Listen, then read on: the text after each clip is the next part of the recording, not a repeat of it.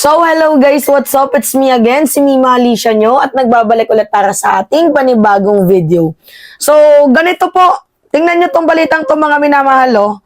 Ganito po yung ugali ng ating Vice Presidente.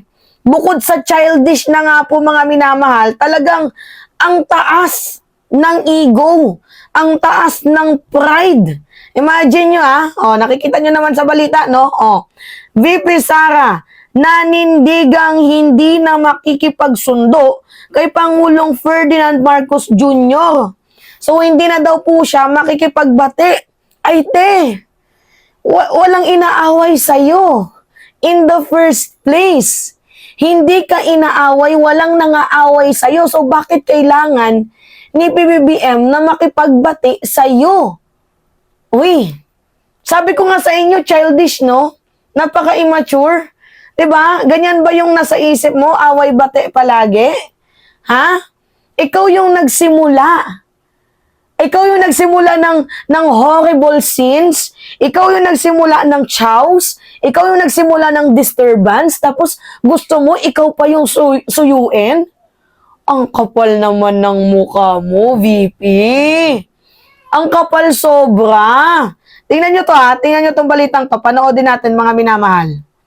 Pakinggan nyo At hindi nang patindi ang hidwaan sa pagitan ni Pangulong Ferdinand Marcos Jr.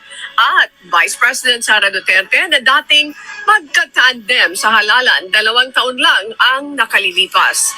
Ang dating relasyon ng dalawang may pinakamataas ay nauwi na sa pagbabanta at kabila ang sagutan. Nang tanungin si Vice President Sara Duterte kung may pag-asa pa magkaayos sila ng Pangulo, ang naging tugon nito. No, hindi ako tao na nagpapaareglo. Tsaka hindi ako tao na nabibili ng pera. Hindi daw siya mga minamahal yung taong nakikipag-areglo. So meaning talagang mataas yung pride mo. At hindi daw siya nababayaran ng pera. Hindi ka nababayaran ng pera, really? Ay, well, kung sa bagay, hindi nga naman bababayaran ng tao ng pera kung mayroon naman talagang ninanakaw, di umano, sa kaban ng bayan.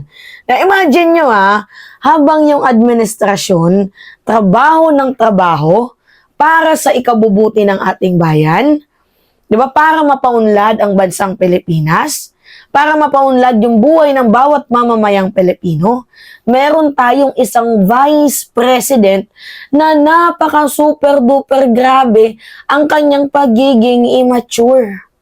Isipin nyo yun yung gusto nyong maging presidente, na pag nagagalit, hindi man lang iniisip yung magiging consequences ng kanyang galit. May mga ganun na sequences tayo mga minamahal na kapag ikaw ay nagagalit, dapat kailangan kumalma ka muna bago ka magsalita. Hindi yung ikaw na nga yung mali, ikaw pa tong galit na galit. Di ba? Okay, sabihin na lang natin na may nagawa sa yung hindi maganda ang administrasyon. Sabihin na lang natin kasi wala namang perfect. Di ba? Kasi hindi pumayag ang administrasyon na pumayag sa gusto ninyong mandarambong ng kaban ng bayan. O kunyari, let's say that. Di ba? Hindi pumayag si PBBM sa ganong klaseng sistema ninyo. Yung pagpapapasok ng mga illegal na gawain sa bansang Pilipinas. Kagaya ng Pogo. Diba? Pakikipag duruan dito sa China. Diba? Yung magpapasakop na lang tayo. Hindi pumayag sa gusto ninyo. Kaya nagalit itong sila Sara. Let's say na nagalit kayo dahil hindi sumunod ang ating presidente. Dahil mas inuna ng ating pamahalaan yung kapakanan ng ating bayan, kaya nagalit kayo at hindi nasunod yung gusto nyo, kaya ngayon nagmamaktol kayo. Okay, sabihin natin na nagalit si Sara Duterte, pero hindi po yun pwedeng maging rason. Pwedeng maging dahilan para magbanta ka. Pasok yun sa anti-terror law, yung ginawa mo, at sedisyon sa ginawa ng ama mo. Diba? Grabe. Kaya ang hirap ipagtanggol mga minamahal ni Sara Duterte. Sila yung gumagawa ng katarantadon, tapos sila pa ngayon itong nagmamatigas. Angas nyo naman kung ganun. Lalo pat nung sinabi mo na hindi ka makikipag-areglo. Huwag tayong childish. Hindi dapat laging nasa isip mo puro away bati. Huwag niyong gamitin yung mamamayang Pilipino para sa ginagawa ninyong mga plot. Dahil kayo ay uhaw sa kapangyarihan. Uhaw sa posisyon. 'Di ba? Ako nalulungkot lang ako sa ating presidente. Kasi grabe yung napaka-workaholic eh.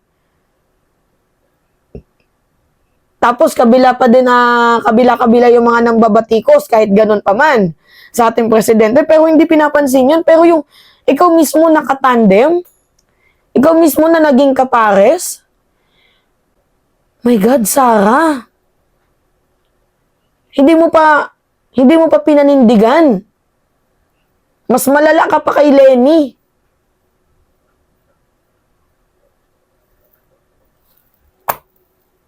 Tapos magbabanta ka? Tama ba yon?